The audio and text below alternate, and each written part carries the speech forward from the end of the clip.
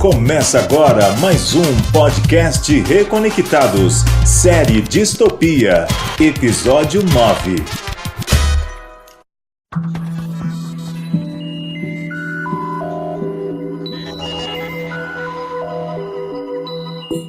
E aí, meu querido Adriano, tudo bem? Beleza, amigão. Como estão as coisas aí? Aqui tá bem. Aqui em São Paulo, tudo tranquilo. Sabe que São Paulo é conhecido como uma cidade cinzenta, né? Os prédios, os edifícios e também sempre um tempo nublado. Parece que todo dia é nublado em São Paulo. Lembro de um colega nosso da faculdade, ele é carioca, né? Trabalha lá no Rio de Janeiro. E aqui em São Paulo ele se assustou de ver tantos dias nublados em São Paulo. Mas tirando essa característica aí do tempo, das nuvens, tudo tranquilo aqui pelos lados de São Paulo, Zona Sul. E Adriano, nós estamos aqui na série Reconectados, eu aqui... Está errado. É série Distopia e podcast Reconectados. Eu aqui fazendo as perguntas, tentando dar alguma contribuição e você aí trazendo o conhecimento aí do que você tem estudado, pesquisado, o que você tem acumulado. E já estamos no capítulo 3 do livro do Apocalipse. Capítulo 3, e ainda falando sobre as cartas do Apocalipse, as igrejas do Apocalipse. É só lembrar aí para os nossos ouvintes que Apocalipse tem 22 capítulos e nós estamos apenas no começo. Já falamos muita coisa, capítulo 1, capítulo 2, capítulo 3, mas ainda tem muita coisa para buscarmos aqui, para pesquisarmos, aprofundarmos aqui no Apocalipse. Nós nem chegamos na metade. Quando chegarmos na metade, da metade para o fim, aí que a coisa realmente fica mais interessante ainda. Então esta é a série Distopia. Acertou, miserável! Que você ouve em reconectados.com.br e eu aqui falando com o meu amigo, com o meu camarada aqui, Adriano, que fala diretamente do Paraná. Você também pode ver aqui no podcast, você apenas ouve o Adriano, mas você pode assistir o pastor Adriano no canal Minuto Profético, onde ele também dá mais informações, mais explicações sobre as profecias do Apocalipse, as profecias de Daniel e também assuntos sobre o Santuário Celestial, que está bem relacionado também com as profecias de Daniel e Apocalipse. Adriano, pronto para entrarmos aí no capítulo 3 e falarmos um pouquinho sobre a igreja em Sardes? Já apertei o cinto, agora é só lá, hein? Vamos lá.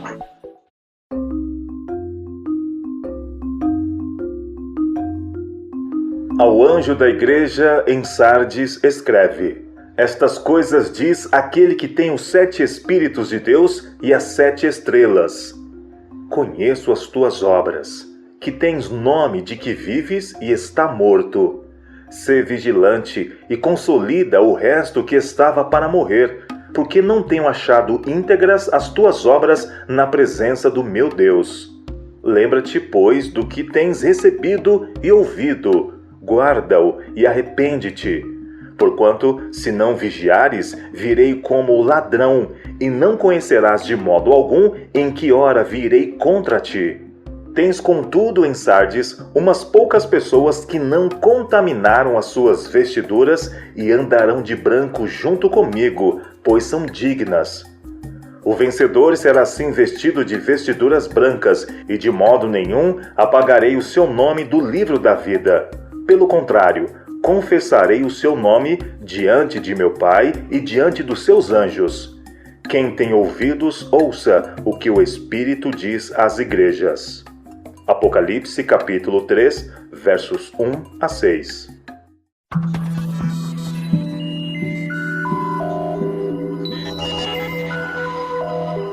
Só de bater o olho aqui na igreja de Sardes, nós já entramos então no capítulo 3.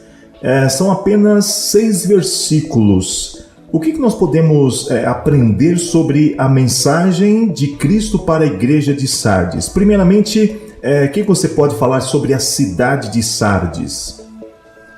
A cidade de Sardes é uma cidade assim, que tem uma história interessante nessa.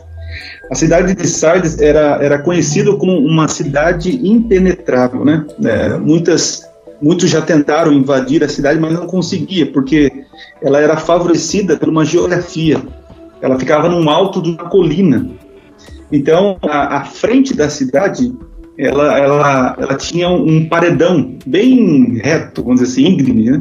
E era complicado as pessoas ter acesso a essa cidade. O único caminho que tinha era a parte de trás, né? Você ia subindo pelo morro atrás, e aí onde você conseguiria entrar. Só que lá na parte de trás era muito bem protegido. Uhum. Então eles ficavam ali, mesmo que se o exército inimigo ficasse acampado fora, eles tinham condição de sobreviver ali naquela cidade por muito tempo com os portões fechados. Uhum. Mas no ano 500 antes de Cristo, o grande Ciro, né? O persa, ele está em batalha com o general de Sardes. Mas acontece o seguinte, chega o inverno e as tropas, né, o general de Sardes, entende que Ciro vai recuar, então, por causa do inverno, ele também já antecipa isso e volta para casa.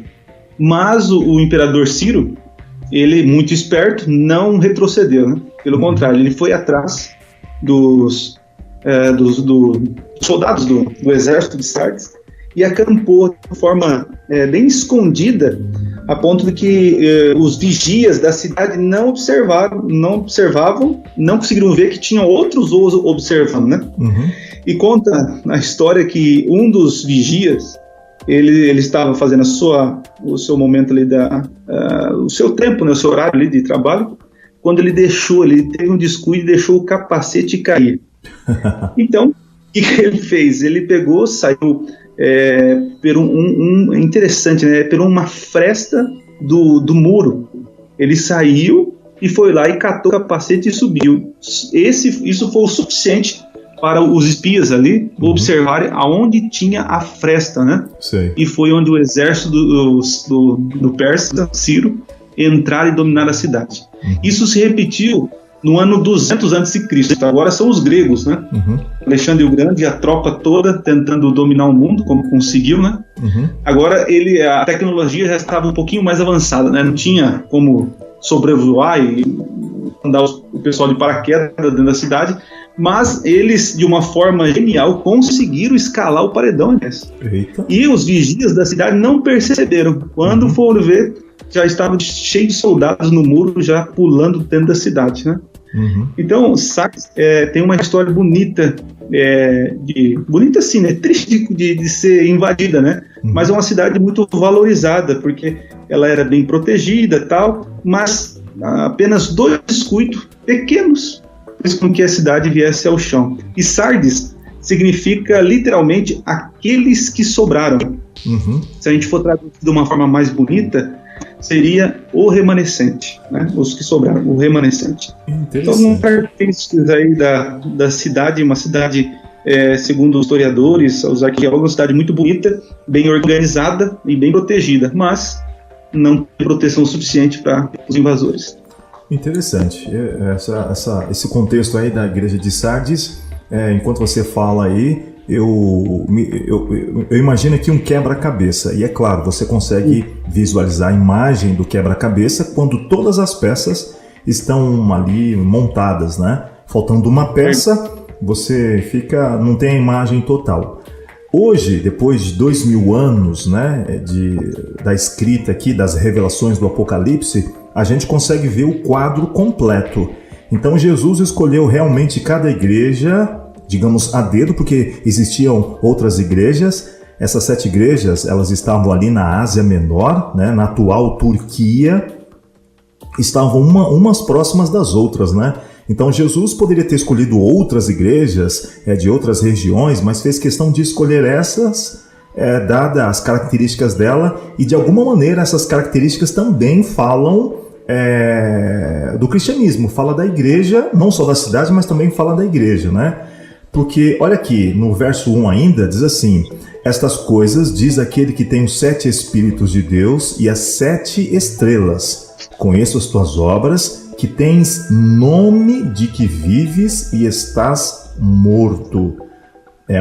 Jesus já começa dando uma voadora aqui para o povo de Sardes, né? O povo se achava, viu? Esse povo de Sardes, por ter uma cidade muito boa, estruturada, eles achavam que estavam bem na fita, né? Mas assim como os crentes ali da igreja não estavam tão bem assim, né? Porque aí diz aí, Jesus fala que esse povo, né, parece, né, dá a entender que estão vivos, mas na verdade estão mortos, né? O detalhe aqui dessa introdução, né, é Jesus dizendo que tem os 7 espíritos e as 7 estrelas. Os 7 espíritos é uma menção da plenitude do Espírito Santo. É algo que nós vamos falar um pouquinho mais para frente, né, falar mais sobre isso. Mas aqui Jesus está dizendo que ele possui a plenitude do Espírito Santo. O Espírito Santo, ele tem alguns objetivos na Terra, né? Convencer do pecado, da justiça e do juízo. Mas, por que ele diz que ele possui, então, os 7 espíritos, né? E as 7 estrelas? Porque ele está dizendo o seguinte: vocês parecem que estão vivos, mas estão mortos. E vocês precisam de um reavivamento. Se nós formos para Romanos 8:11, já mata a charada aqui, ó. Romanos capítulo 8, verso 11, diz assim, ó: se habita em vós o espírito daquele que ressuscitou Jesus dentre os mortos, esse mesmo que ressuscitou Jesus Cristo dentre os mortos, vivificará também o vosso corpo mortal, por meio do seu espírito em que vós habita. Então, o que faltava para aquela igreja, Inês? Faltava o Espírito de Deus, porque eles estavam mortos e eles precisavam ser reavivados.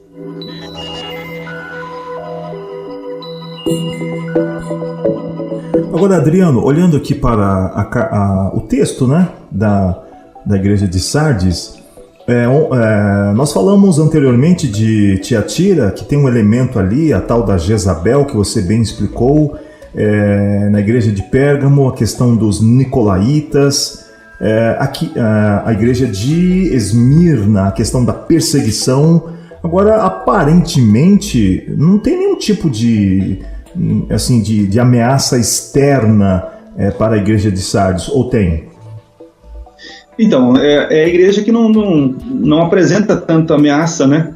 Só que é interessante, né? Por não apresentar ameaça, o povo ficou tranquilo demais. Por isso que nós vamos ver a palavra que Jesus virá como ladrão, para vigiar, né? Aí você lembra da história do vigilante, né? Que deixou cair o capacete e acabou deixando com que a cidade fosse invadida.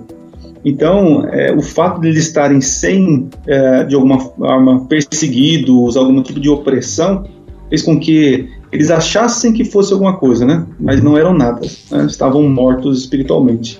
E aí você falou de vigilância, né? Jesus diz: ser vigilante e consolida o resto que estava para morrer, porque não tem achado íntegras as tuas obras na presença do meu Deus. A segunda parte do verso 2 dá para entender, porque não tenho achado íntegras as tuas obras na presença do meu Deus. Agora, e a primeira parte? Ser vigilante consolida o resto que estava para morrer.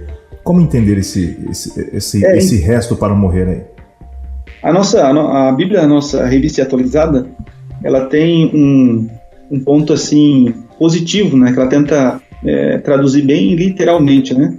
Tem uma versão nova que eu até recomendo aí para os nossos ouvintes, que é a nova versão transformadora da Mundo Cristão. É uma excelente tradução. E no verso 2 de Apocalipse 3 aqui desta Bíblia, da nova versão transformadora, ela vai bem ao ponto. Diz assim, ó: desperte, fortaleça o pouco que resta, pois até mesmo isso está quase morto. Então, aqui, no verso 2, nós encontramos o porquê. Sardes significa aqueles que sobraram, né? Porque havia um grupo na igreja de Sardes, esses não estavam mortos, mas se continuasse assim, eles iriam também morrer na fé, né? Vamos dizer assim. Porque é o seguinte: esta carta, todas as cartas, elas são endereçadas à igreja. Mas quem recebe e fala para a igreja é o anjo, ou seja, o mensageiro, o presbítero, o ancião, o pastor, enfim. Então, essa mensagem, ele está dizendo está lendo para a igreja. É uma exortação, né? Ser vigilante, né? E despertem, fortaleçam, para que não deixe morrer aqueles que estão na fé, vamos dizer assim. Então, eu vejo assim, quando eu e você, né, nos preocupamos em pregar o evangelho, cuidar das outras pessoas, nós somos fortalecidos e acabamos fortalecendo as pessoas. Exato. Então, Jesus, ele está recomendando para essa igreja, para que essa igreja cuide um do outro, né? Porque ainda existia um grupo fiel, mas Jesus está chamando a atenção aqui de que nas obras deles, né, não eram íntegras na presença de Deus, né? Apesar de ter um pouquinho fiel, ainda havia um grupo maior que não estava sendo tão fiel assim. Que nem tudo estava perdido, né? Como diz aqui, contudo, em Sardes existem umas poucas pessoas que não contaminaram as suas vestiduras e andarão de branco junto comigo, pois são dignas. Apesar de Jesus dizer que eles tinham um nome de pessoas vivas, mas estavam mortas, nem tudo estava perdido aí. Havia um grupo de pessoas que estavam acordados, estavam vivos, diferente talvez dos demais ali. E aí? Não peguei o fio. Não, beleza, tranquilo. Então, Adriano, voltando aqui e olhando novamente aqui, dá a entender assim que a carta de Sardes, por ela não ter muitos detalhes da cidade, ou nomes de pessoas, de grupos, ela acaba sendo uma carta. Aliás, todo o livro do Apocalipse é para todas as pessoas, para todas as gerações. Mas até a interpretação acaba ficando fácil, né? Parece que Jesus realmente está falando diretamente a cada pessoa, a mim, a você. Porque aqui, se você pegar, por exemplo, outros elementos como Jezabel em Tiatira, a doutrina de Balaão, o trono de Satanás em Pérgamo, aí seria necessário interpretar esses elementos, essas expressões, esses versos. O texto relacionado aqui à carta de Sardes, ele é bem direto, digamos assim, bem limpo, e é realmente um chamado para vigilância, porque senão Jesus vem, e aí usa a expressão, né, que ele virá como um ladrão. Agora, Adriano, como entender essa expressão virá como ladrão? Porque certamente os nossos ouvintes aqui do podcast Reconectados, eles podem entender o aspecto arrebatamento secreto, algo parecido. Como entender essa questão de Jesus voltando como um ladrão secreto, ninguém vai ver? Qual é a ideia desse voltar como ladrão? Então, olha só, no verso 3, Jesus dá o caminho para eles. Ele fala assim, ó, pois do que tens recebido e ouvido, guarda-o. Né? Você percebe que Jesus quer que esse povo aqui, ele mantenha as tradições cristãs, mantenha a fidelidade, né? E diz o seguinte: se arrependam e mantenham aquilo que foi lhe dado, né? Aí ele conclui, né? Diz assim, porque se vocês não vigiarem, virei como ladrão. Essa questão de vigiar e ladrão está bem relacionado, né? Porque, vejam, nós não sabemos a hora que um ladrão ele vai aparecer em casa, né? Então, o que a gente faz? A gente vigia, coloca aí a câmera de segurança, coloca aí uma cerca elétrica, tranca a casa, né? Fica se protegendo. A mesma coisa, se você soubesse o dia que o ladrão vem, né, você ficaria tranquilo, né? Só se ia se proteger na hora que o ladrão chegasse a ele vir. Então, Jesus usa essa parábola, vamos dizer assim, né? Até no capítulo 24 ele fala sobre isso, de que nós, cristãos, devemos vigiar. De que forma? Né? Através do meu envolvimento com a igreja, envolvimento com a palavra de Deus, oração. Então, fazendo esse tipo de coisa, eu estou protegendo a minha casa contra o ladrão. Ou, em outras palavras, eu estarei preparado quando Jesus voltar. Nós não sabemos o dia que ele volta, realmente, ele virá como ladrão. Mas aqueles que estiverem se preparando, com certeza, Jesus não virá como ladrão para eles. mas virá como o grande o hóspede tão aguardado, né? Então essa questão de vir como ladrão está referente para aqueles que não vigiam, né? Vai ter uma surpresa, mas aqueles que estão vigiando, que estão cuidando da sua fé, com certeza Jesus não virá como ladrão, não será uma surpresa, mas será um momento muito agradável receber Jesus. Então não tem nada a ver com arrebatamento secreto aí não, né? Não, aí o pessoal realmente viaja na maionese. Vamos lá então. Em algum momento aí, né, a gente vai falar sobre arrebatamento secreto, essas coisas, nós vamos entrar na questão do milênio, e aí então vamos guardar a lenha lá pro finalzinho, lá pro capítulo 20, e de repente um pouco antes, mas vamos guardar a lenha aí pra gente falar depois sobre milênio, arrebatamento, a volta de Jesus, que afinal de contas é a nossa grande esperança. Então há grandes correntes aí de pensamentos teológicos a respeito do milênio, antes, depois, a volta de Jesus, mas vamos deixar isso para o finalzinho aí, porque vai ser um momento bem interessante aqui da nossa série, para falar exatamente da nossa grande esperança. Então acho que todo cristão verdadeiro, ele aguarda a volta de Jesus, ele quer ver Jesus Cristo voltar. A diferença, como acaba sendo uma característica do cristianismo, é essa quantidade imensa de opiniões e pensamentos a respeito de temas fundamentais da Bíblia, né? Então você tem temas diversos aí sobre a lei, a graça, opiniões diversas sobre a volta de Jesus, mas nós precisamos entender o que a Bíblia fala sobre a volta de Jesus. Mas isso lá pro fundão, lá pro finalzinho. Adriano, a carta aqui de Jesus, né, que João escreveu a Sardes, ela é bem curta, e chegamos aqui ao verso 5, que diz: o vencedor será assim vestido de vestiduras brancas, e de modo nenhum apagarei o seu nome do livro da vida. Pelo contrário, confessarei o seu nome diante de meu Pai e diante dos anjos. Não há muito segredo aqui nesse verso, nessa promessa aos vencedores, né? Então, aqui, a gente cavar um pouquinho, né, nós vamos encontrar algumas coisas interessantes. Aqui, você percebe que todas as cartas, Jesus fala sobre obras. Então, como nós falamos no episódio passado, nós não somos salvos pelas obras, né? Somos salvos pela graça. Porém, as obras, elas podem nos condenar, né? Então, Jesus usa aqui a figura, o símbolo de vestiduras, que o seu significado é as obras, justiça. Isso está no capítulo 19. Nós vamos encontrar isso, Jesus falando que a vestidura são as obras dos santos. Enfim, então, esses que o vencedor, aquele que guardar a palavra, obedecer, vigiar, o vencedor, então, ele será vestido de vestiduras brancas, ou seja, será uma pessoa pura, né? E de modo nenhum, olha que interessante, de modo nenhum apagarei seu nome no livro da vida. Pelo contrário, confessarei o seu nome diante do meu Pai e diante dos seus anjos. Esse apagar o seu nome no livro da vida, né, uma frase, um trecho muito profundo teológico.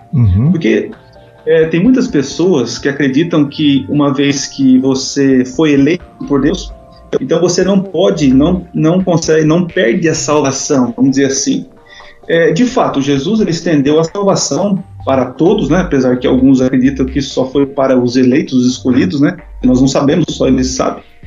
Mas aqui está dizendo o seguinte, que é possível Cristo apagar o meu nome no livro da vida. Nós entendemos que quando nós aceitamos Jesus, descemos as águas, nosso nome é escrito no livro da vida. Porém, todavia, entretanto, se as nossas obras não forem de acordo com essa profissão de fé, Jesus ele vai apagar o nosso nome no livro da vida. E a Bíblia diz que quando ele voltar, ele vai levar para o céu aqueles que estão escritos no livro da vida. Isso está em Apocalipse capítulo 20. Então, é possível eu aceitar Jesus, mas ficar nessa terra e ser destruído. Então, é um apelo que eu faço aí aos nossos ouvintes. Tenha certeza da salvação. Você foi salvo em Jesus, você aceitou, mas agora peça a Deus para que te ajude a vencer, né, os pecados, que há mudança, né? Nós estamos no processo agora que nós chamamos de santificação. Precisa haver uma mudança de vida, né? Muitas pessoas, né, falam que mudaram de vida porque pararam de beber, pararam de fumar, Isso até os alcoólatras anônimos faz, né? Sem Jesus, né? Tira a pessoa, ajuda a pessoa a parar de fumar, de beber. Mas o que Cristo quer realmente é uma mudança do coração, de atitude, né? Uma pessoa que era ignorante com a esposa, agora é uma pessoa amável. Uma pessoa que era caloteira, agora tem responsabilidade financeira. Então, a graça que você aceita, que nós aceitamos, ela precisa transbordar em boas obras, né? Então, Jesus está dizendo aqui, ó, que aquele que confessar,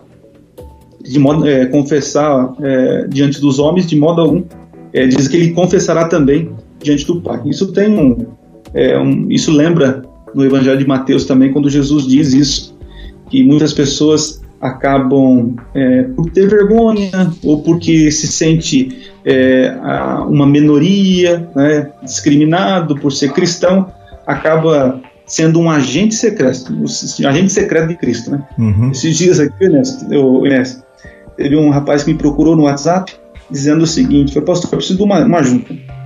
O que acontece? Eu tenho um amigo que ele é homossexual e ele vai casar, né, com esse outro rapaz.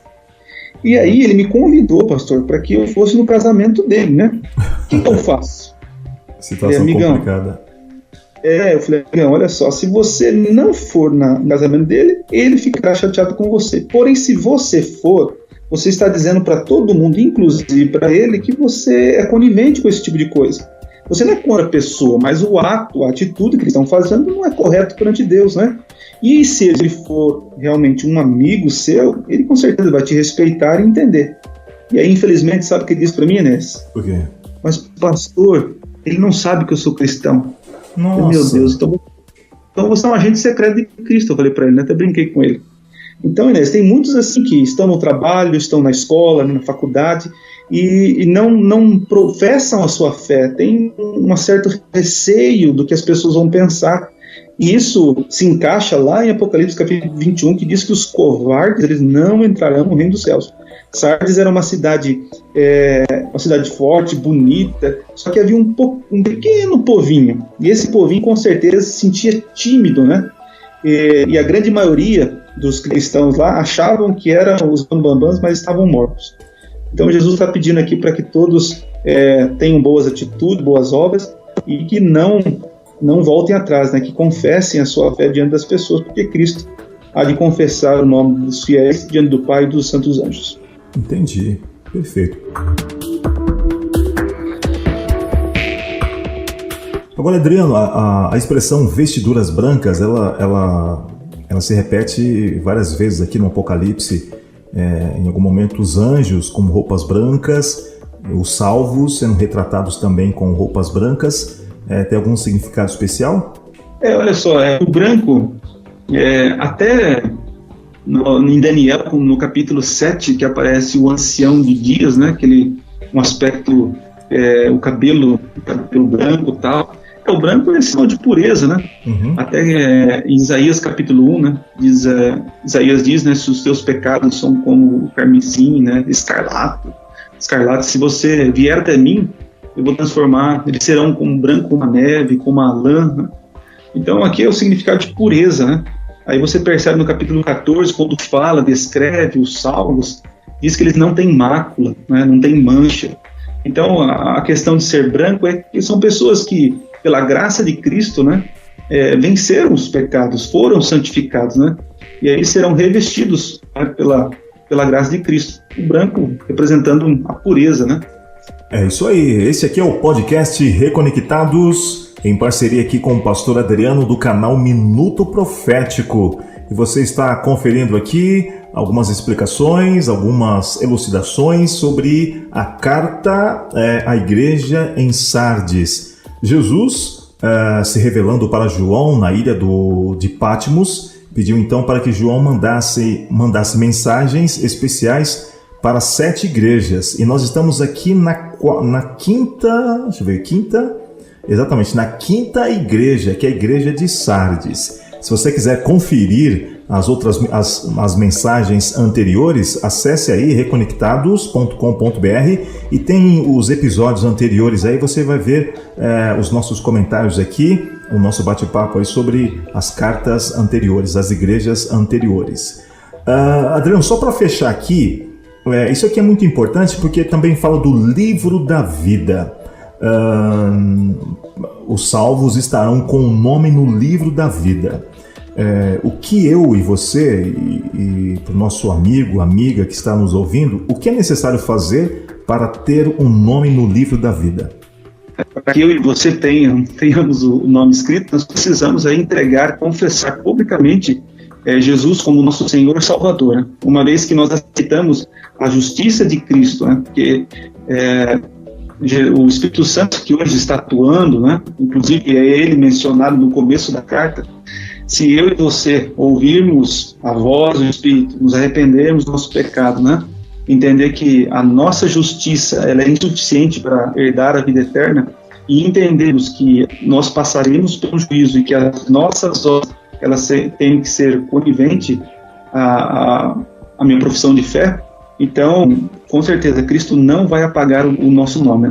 Nosso nome é escrito quando nós entregamos a vida a Jesus. Porém, como diz a carta aqui, ele pode ser apagado, né? Por isso que todos aqueles que aceitaram Jesus passarão pelo juízo. Aqueles que não aceitaram nem vão passar, porque já estão condenados. Mas eu queria destacar aqui, né, para finalizar, a igreja de Sardes, ela se encaixa num período histórico também. Uhum. Aqui nós temos algumas características da igreja. Uma igreja que parece que é viva, mas está morta. Uma igreja que tem um pouco, um remanescente, um povo pequeno que é fiel, né? E que pratica as boas obras e que será confessado diante do Pai. É uma igreja que recebe a promessa que se ela confessar diante dos homens, Jesus confessará diante do Pai. Então nós entendemos que a partir de 1517, mais ou menos ali na Reforma, a igreja romana era uma igreja poderosíssima e parecia realmente que ela estava viva, era soberana.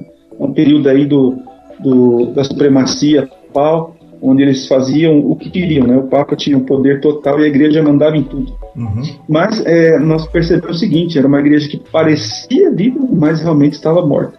E quando começou a surgir, né, os reformadores, né, John Wycliffe, John Hus, aí Lutero pregando as 95 teses, e aí vem Calvin e assim por diante, era um grupinho pequeno, né, mas eles deveriam seguir à frente, fazer aquilo que deveriam, que as escrituras estavam fazendo, e eles realmente fizeram a diferença. Um grupo pequeno levantou a voz e protestou contra as heresias da igreja, e eles tiveram a vitória. Então é interessante que aqui também é citado o livro da vida, né? Uhum. Muitas pessoas nessa época, Ernesto, eles queriam ter um livro, uma carta, né, assinado pelo Papa como uma carta de euforia, ou uma indulgência em que daria a vida eterna para as pessoas. Mas aqui Jesus está dizendo para que eu e você nos preocupe não com esse tipo de carta, com esse tipo de salvo-conduto, mas realmente o nosso nome está escrito no livro da vida do Senhor.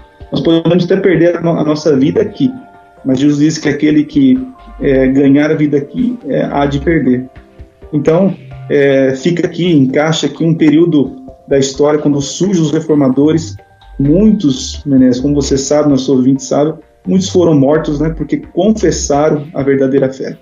Muito bem, esse aqui que você acabou de ouvir é o pastor Adriano do canal Minuto Profético, e você pode ver e ouvir o pastor Adriano acessando aí o canal Minuto Profético no YouTube. E eu estou aqui no podcast Reconectados. Você pode vasculhar, passear pelo site e encontrar aí outros episódios, outros temas, outras séries, outros assuntos que eu tenho tratado aí no podcast Reconectados.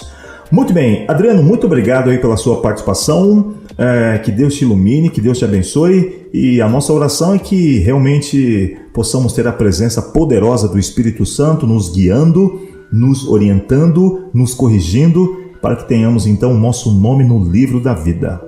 Isso aí, Inês. Eu desejo a todos aí que cada um aceite o Evangelho e viva conforme o Evangelho pede, né? Porque nós não podemos ter vergonha do Evangelho, porque diz Paulo que é o poder de Deus para a salvação do homem, né? Deus abençoe a todos e nos vemos no próximo episódio.